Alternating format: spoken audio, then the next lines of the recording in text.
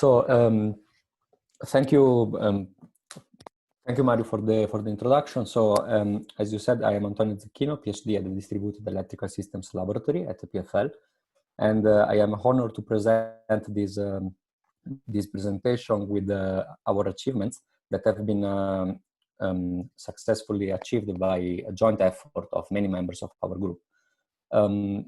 So today's presentation is day-ahead dispatch of an active distribution network hosting stochastic distributed generation via grid-aware control of a battery energy storage system. So a bit of context regarding modern distribution networks. Since they are hosting more and more distributed renewable generation-based sources, the distribution system operators are facing challenges that have to be tackled at different time scales, with controllers at different time scales, with the corresponding methods and technologies. The table here represents the identified problems at different scales. So each row has a different time scale, and starting from the bottom, we can see that the one with lower dynamics has been identified as the aggregation of heterogeneous resources for the provision of ancillary services. And this is usually achieved via real-time estimation of system flexibility and robust optimization by deploying agent-based control of controllable sources via demand response strategies. Shrinking down the time control framework in the order of minutes or even seconds, then we face challenges, DSOs face challenges as regards to grid congestion and voltage control that have to be within safe operational conditions. And this is usually achieved by exploiting optimum power flow and explicit control methods for distributed controllable resources. And lastly, with the very small time scale in the terms of seconds or even below, we have to take into account the volatility of the primary reserves that is usually characterized by high stochasticities. And this is considered as a very influencing aspect to the operation of modern distribution network. In fact, a method to take into account all these volatilities is to have a real-time awareness of the grid state that is achieved. It's possible to be achieved by employing distributed sensing infrastructure and real-time state estimators. And this is actually what we have put in place in our demonstration site. So the overall objective of the activity of our project activities is in fact the experimental validation of the dispatchability, of the day-ahead dispatchability of an active distribution feeder, hosting a high share of renewables via the control of the BESS by knowing the condition of the grid in real time. The operation takes place in two phases. So the first phase is, as I said, the day-ahead phase, and the second phase in the real-time control. In the day-ahead, the dispatch plan is defined by analyzing and assessing statistically the behavior of the loads and of the generation, of the renewable generation. And this is basically capable of providing a number of possible scenarios for the next day. And finally, by performing an optimization, we can calculate the most likely dispatch plan for the next day at the point of connection to the higher voltage level. In the real-time operation, of course, the DSO has to fulfill the dispatch plan that has been predicted the day before, and accounting for the mismatch that are unavoidable between the forecast and the realization due to the stochasticities of load and PV, the battery can be used as a buffer to compensate for these mismatches and achieving the realization and the fulfillment of the original dispatch plan. So this is the overall framework, and we will go into more details during the presentation. To give you more details about the proposed and the deployed framework, this scheme shows how in the real-time operation, we have already in place the acquisition of a number of PMU measurements and a number of meteor boxes that are basically capable of providing the global horizontal radiation that is then used to assess the punctual and instantaneous generation of PVs. So by knowing this information and by knowing the real-time process of the PMU measurement that provide a grid state estimation, an optimal controller, an optimal OPF, can be solved to achieve the desired, actually the optimal P and Q set point to be set to the battery in order to compensate for mismatch errors and to respect the dispatch plan. The calculated P and Q are not sent directly to the battery, but they are compared to the capability curve of the employed converter. That is not always constant, but it depends it's highly dependent on the state of the battery and of the grid conditions, so on the DC side and the AC side conditions of its connection.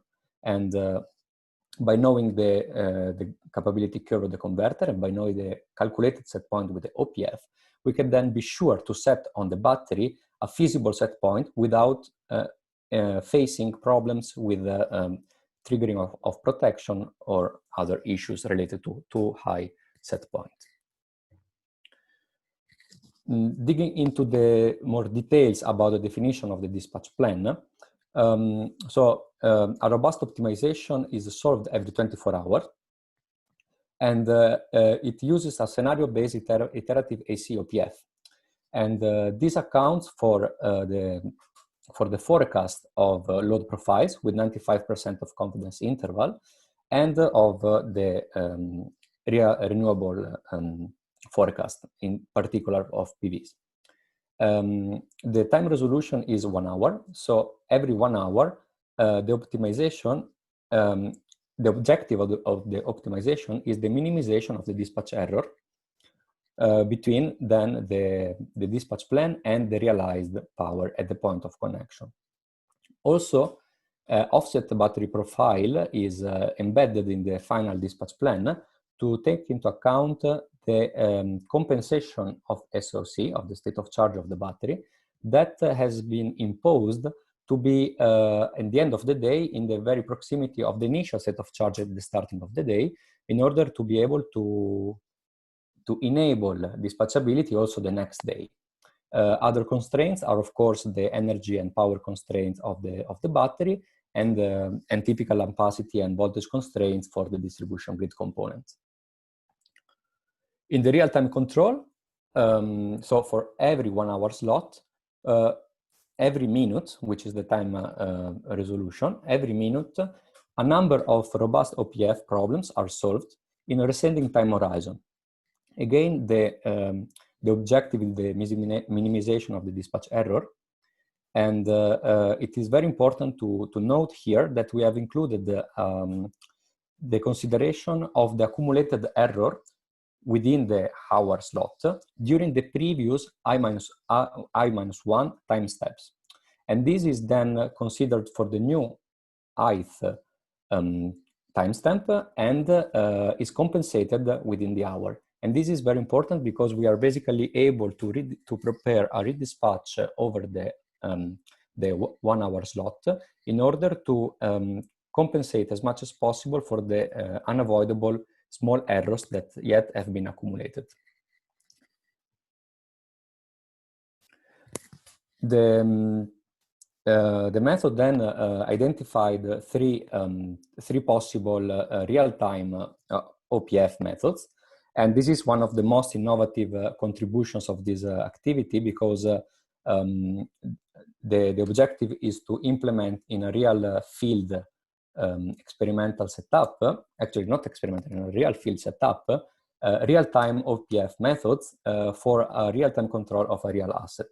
And the idea is to compare the performance at a validation phase of three different methods, namely linearized optimal power flow, a second order cone AC OPF, and the augmented relaxed OPF. Of course, all of these have characteristics that determine their accuracy and their computational complexity, and proper analysis and assessment needs to be performed to find a good compromise per the as for the employed field case. In general, linearized OPF assure fast computation results by assuming the coefficients, sensitivity coefficients to be constant during the whole control time interval. On the other hand, the second order cone OPF consider the convexification of the AC OPF by employing second order cone programming relaxation on the opacity constraint associated to power losses. And this assures very good results, and of course faster, very good results, even better than the linearized OPF in general, but a bit slower computational efficiency. But the assumptions hold for high power load conditions. As for the augmented relaxed OPF, auxiliary variables are introduced.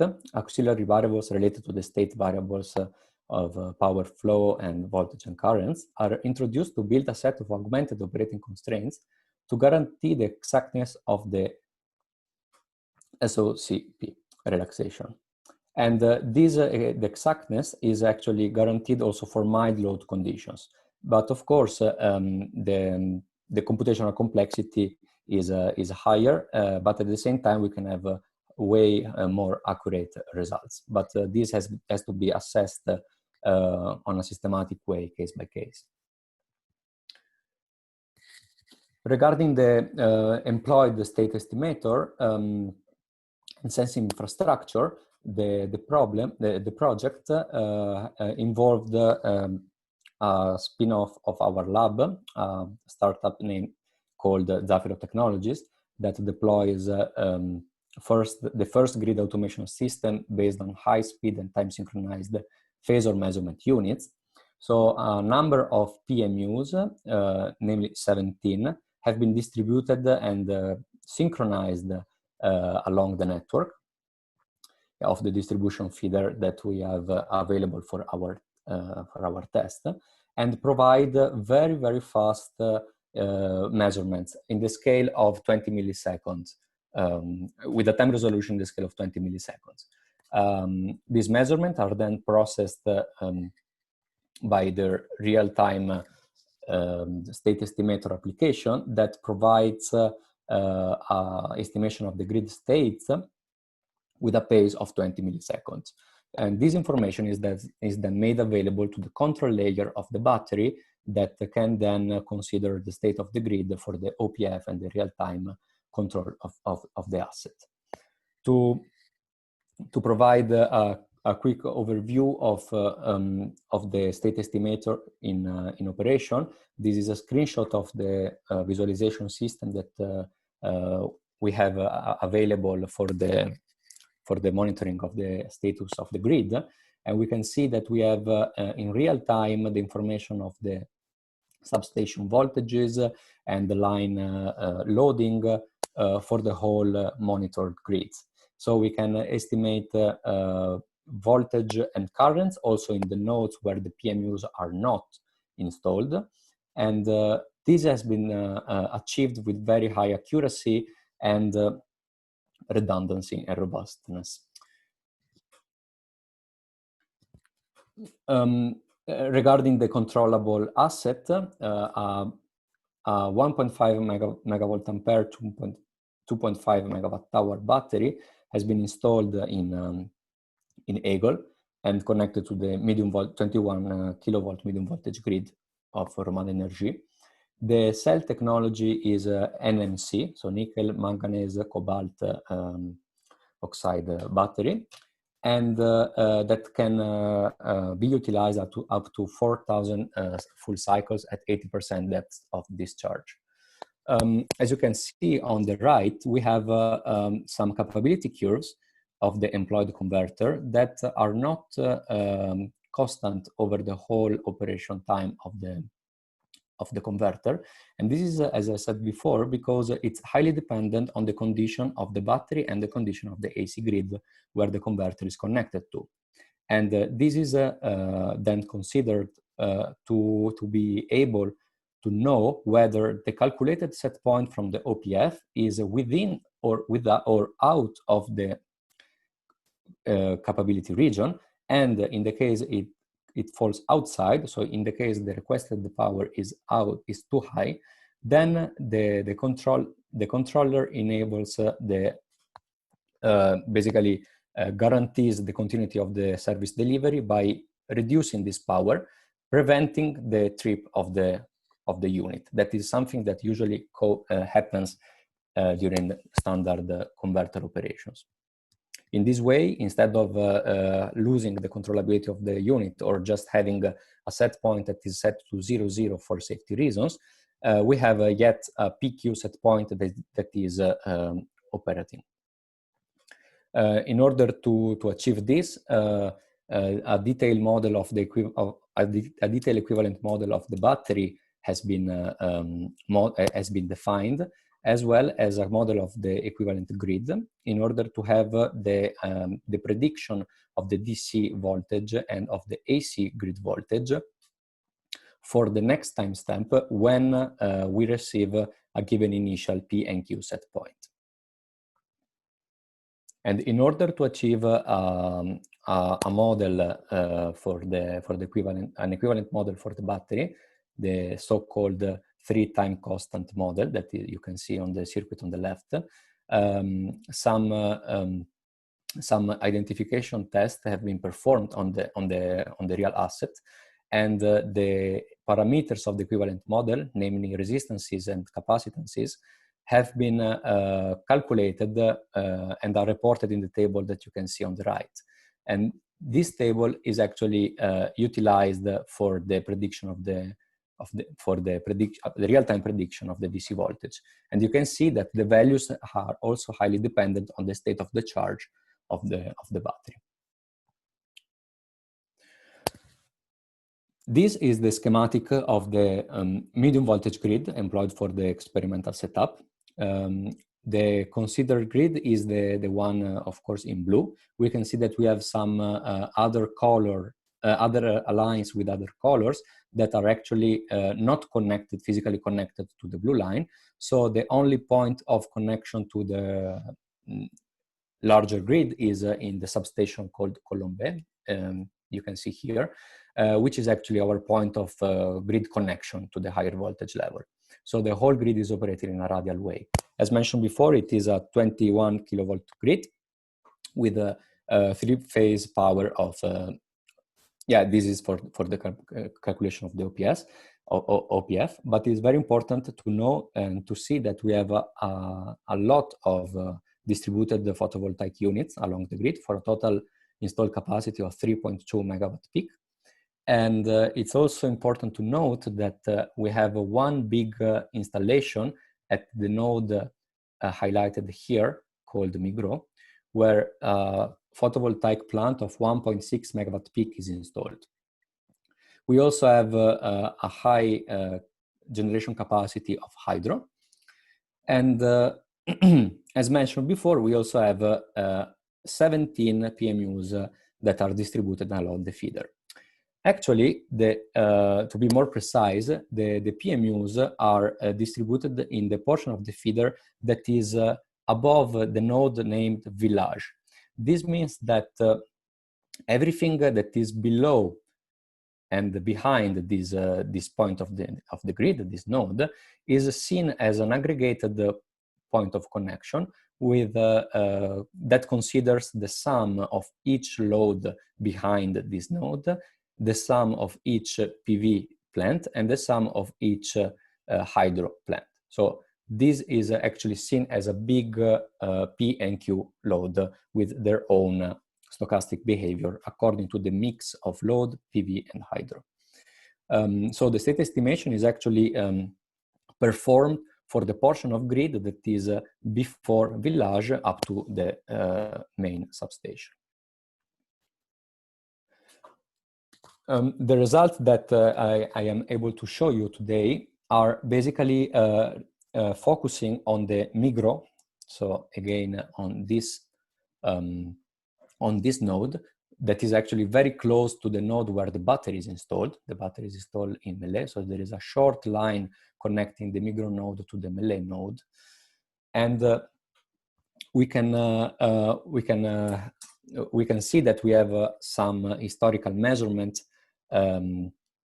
for the presumption that is being stored and made available by the state estimator, and this has been disaggregated between load and PV profiles. So as for the PV, we can see in orange that we can see clearly the profile of the PV generation given the historical measurement of the GHI. So by post-processing the GHI and the presumption, we can actually disaggregate the PV profile and have in this way also the clean disaggregated load profile. And we can see, for example, that we have a different pattern during weekdays and of course Saturday and Sundays. And in this way, we have decided to cluster the disaggregated load profile per day type, and also achieve and also formulate a number of scenarios per cluster, considering also the time correlation of the disaggregated loads. In particular, we have considered this node. It's important to say because it's the node with the highest concentrated PV generation and also the highest load. We can see that, for example, if we subtract the PV, we still have a high load level, so around 600 kilowatt, whereas the PV installed is a unit of 1.6 megawatt peak. This means that this particular node is the one that is facing most of the fluctuations and most of the stochastic nature of loads and PVs. Here I can show you the result of the generation of the day ahead scenarios that are reported by the dashed lines. This is actually something that we did for the day of yesterday. So it's quasi real time now. So we can see that the realization, so the actual presumption that we have finally measured is with the black line, has been actually has followed quite accurately the predictions that we have performed before. This means that our forecasting tool, in terms of forecasting the load, forecasting the PV in a decoupled way, and then merging the two together, has provided some possible scenarios that have been finally validated by the real-time realization of the presumption measured at that node. So these concepts have to be scaled to each of the nodes of the grid, and then finally the same consideration and the same analysis can be performed for the connection, for the point of connection. So for the point where actually the dispatch plan has to be defined and then respected. Unfortunately, this has not been possible yet due to unavoidable time constraints that have forced the activities to be delayed by several months. As you can imagine, the experimental setup and experimental activities that usually involve more parties are highly dependent on the economic condition, and this has been clearly impacted by the pandemic. And for this reason, we are not able yet to run a real-time dispatcher, but we are very close to that. We expect to be able to do it by 1 month or just a few weeks, let's say. And at this point, what we can do is actually to collect data as much as possible and then to train our model more accurately as possible. But the whole framework is in place, up and running, and ready for the real-time dispatch. So to conclude, we are in the process of finalizing the deployment of a framework for the day-ahead dispatchability of the distribution network with high shares of renewable sources by using a grid-aware real-time control of a battery system. We have put in place a field experimental setup with advanced top-edge technology for the real-time monitoring and control. And we have started to collect data and to perform the forecast for PV and loads. We have performed the identification test for the equivalent model of the battery. And so we are very close to be ready for the real-time dispatch operation that should be in operation by mid-November. So I thank you for the attention, and I am open to every questions.